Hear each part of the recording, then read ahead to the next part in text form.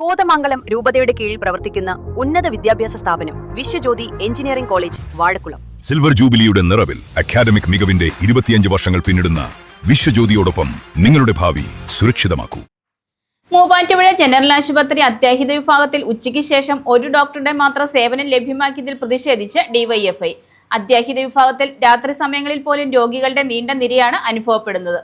മഴക്കാല രോഗങ്ങൾ അതിരൂക്ഷമായി പടരുന്ന സാഹചര്യത്തിലും മൂവാറ്റുപുഴ ജനറൽ ആശുപത്രി അത്യാഹിത വിഭാഗത്തിൽ ഉച്ചയ്ക്ക് ശേഷം ഒരു ഡോക്ടറുടെ മാത്രം സേവനം ലഭ്യമാക്കിയതിൽ ഡിവൈഎഫ്ഐ ബ്ലോക്ക് കമ്മിറ്റിയുടെ നേതൃത്വത്തിൽ പ്രതിഷേധിച്ചു. ആശുപത്രി സൂപ്രണ്ടിന്റെ മുറിയിലെത്തിയാണ് ഡിവൈഎഫ്ഐ പ്രതിഷേധമറിയിച്ചത്. അത്യാഹിത വിഭാഗത്തിൽ രാത്രി സമയങ്ങളിൽ പോലും രോഗികളുടെ നീണ്ട നിരയാണ് അനുഭവപ്പെടുന്നത്. നഗരസഭയുടെയും MLAയുടെയും ഭാഗത്തു നിന്നുണ്ടായ മഴക്കാലപൂർവ്വ പ്രതിരോധ പ്രവർത്തനങ്ങളിലെ വീഴ്ചയാണ് ഈ ദുരവസ്ഥയ്ക്ക് കാരണമെന്ന് ഡിവൈഎഫ്ഐ ആരോപിച്ചു. ഏറ്റവും പ്രധാനമായി ഏറ്റവും കൂടുതൽ രോഗികൾ വരുന്ന ഒരു സമയം ഈ ടൈമാണല്ലോ, പനിയുടെ ഒരു സീസൺ. ഈ സീസണിൽ ഏറ്റവും കൂടുതൽ പരാതിയും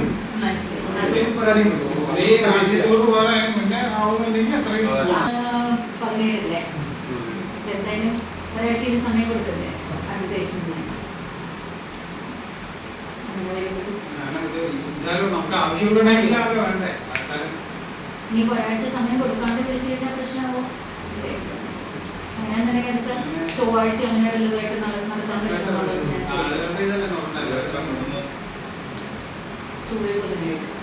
വ്യാഴം അവധിയാണ്. വെള്ളി ചിലപ്പോൾ മുഹറമ്പത്ത് ശരിക്കും വെള്ളി ആയതുകൊണ്ട് ചിലപ്പോൾ ഞാൻ അവധിയാവുകയാണ്. പിന്നെ സാറ്റർഡേ സൺഡേ ഞാൻ ചോദിച്ചു. മുൻ വർഷങ്ങളേക്കാൾ കുറഞ്ഞ ജീവനക്കാരുടെയും ഡോക്ടർമാരുടെയും സേവനമാണ് നിലവിൽ അത്യാഹിത വിഭാഗത്തിലുള്ളത്. പ്രശ്നത്തിൽ അടിയന്തരമായി ഇടപെട്ട് അത്യാഹിത വിഭാഗത്തിൽ കൂടുതൽ ഡോക്ടർമാരുടെ സേവനം ലഭ്യമാക്കുമെന്ന് ആശുപത്രി സൂപ്രണ്ട് ഡിവൈഎഫ്ഐ നേതാക്കൾക്ക് ഉറപ്പു നൽകി. DYFI block secretary Fibin P Moosa, president Akhil Prakash, ജില്ലാ കമ്മിറ്റി അംഗം Aneesh K, joint secretary PM Aboobacker, vice president Abhijith Sajeev എന്നിവർ പങ്കെടുത്തു. മൂവാറ്റുപുഴ ജനറൽ ഹോസ്പിറ്റലിലെ കാഷ്വാലിറ്റിയിലും OPയിലും ഡോക്ടർമാരുടെ സേവനം ലഭ്യമല്ല എന്നുള്ള പത്രവാർത്തയുടെ അടിസ്ഥാനത്തിലാണ് നമ്മൾ ഇന്നിപ്പോൾ സൂപ്രണ്ടിനെ കാണാൻ എത്തിയത്.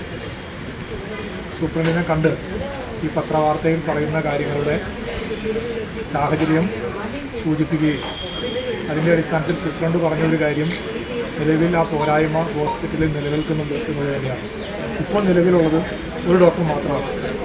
രോഗികൾ വൈകിട്ടത്തോടെ വലിയ ക്യൂ രൂപപ്പെടുന്ന ഒരു സാഹചര്യം കാഷ്വാലിറ്റിയുടെ മുന്നിലുണ്ട്.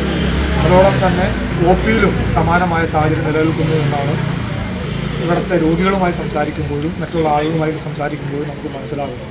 അതിൻ്റെ അടിസ്ഥാനത്തിൽ ഡിവൈഎഫ്ഐ സൂപ്രണ്ടിനോട് അടിയന്തരമായി തന്നെ കാഷ്വാലിറ്റിയിലെ നിലവിലെ കഴിഞ്ഞ കാലഘട്ടങ്ങളിൽ ഉണ്ടായിരുന്ന സംവിധാനം തിരികെ പുനഃസ്ഥാപിക്കണം എന്നാവശ്യപ്പെടുകയും ജൂലൈ മാസം ആദ്യത്തോടു കൂടി തന്നെ കാഷ്വാലിറ്റിയിൽ പുതിയൊരു ഡോക്ടറുടെ സേവനം ഈ പനിയുമായി ബന്ധപ്പെട്ട് ഈ മഴക്കാല രോഗങ്ങളുമായി ബന്ധപ്പെട്ടുകൊണ്ട് ഉണ്ടാക്കുമെന്നുള്ള ഇടപെടലിൻ്റെ ഒരു ഉറപ്പ് സൂപ്രണ്ടിൻ്റെ ഭാഗത്തുണ്ടായിരുന്നു. എക്സ്റേയുമായി ബന്ധപ്പെട്ട് ഇവിടുത്തെ മെഷീൻ പ്രവർത്തിക്കുന്നില്ല എന്നുള്ളതാണ് ഡിവൈഎഫ്ഐ അന്വേഷിക്കുമ്പോൾ മനസ്സിലാക്കാൻ കഴിയുന്നത്. അതിൻ്റെ സാഹചര്യം അടിയന്തരമായി തന്നെ എക്സ്റേയുമായി ബന്ധപ്പെട്ട് സേവനം പുനഃസ്ഥാപിക്കുന്നതിനാവശ്യമായ ഇടപെടലും ഉണ്ടാകണമെന്നുള്ളതാണ് ഇന്ന് സൂപ്രണ്ടുമായി നടത്തിയ ചർച്ചയിൽ ഡിവൈഎഫ്ഐ ആവശ്യപ്പെടുന്നു. രോഗികളുടെ ദുരിതം പരിഹരിക്കാൻ നഗരസഭാ കൗൺസിലോ MLAയോ തയ്യാറായിട്ടില്ല. ജനങ്ങളുടെ ബുദ്ധിമുട്ടുകൾക്ക് അടിയന്തര പരിഹാരം കാണണമെന്നാവശ്യപ്പെട്ട് ഡിവൈഎഫ്ഐ ബ്ലോക്ക് കമ്മിറ്റി ഭാരവാഹികൾ സൂപ്രണ്ടുമായി നടത്തിയ ചർച്ചയെ തുടർന്നാണ് അത്യാഹിത വിഭാഗത്തിൽ കൂടുതൽ ഡോക്ടർമാരുടെ സേവനം ഉറപ്പുവരുത്തുമെന്നും പ്രശ്നം ഉടൻ പരിഹരിക്കുമെന്നും ആശുപത്രി സൂപ്രണ്ട് ഉറപ്പു നൽകിയത്. News desk Muvattupuzha news. എന്റെ കാഴ്ചയ്ക്ക് ചില ബുദ്ധിമുട്ടുകൾ അനുഭവപ്പെടാൻ തുടങ്ങിയത് ഈയിടെയാ. ആദ്യം ടെൻഷനായി.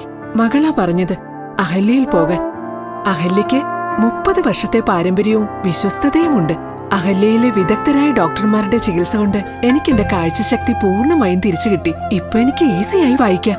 നേത്ര സംരക്ഷണത്തിന് നമ്മുടെ Ahalya. Ahalya foundation eye hospital, കേരളത്തിൽ എല്ലായിടത്തും.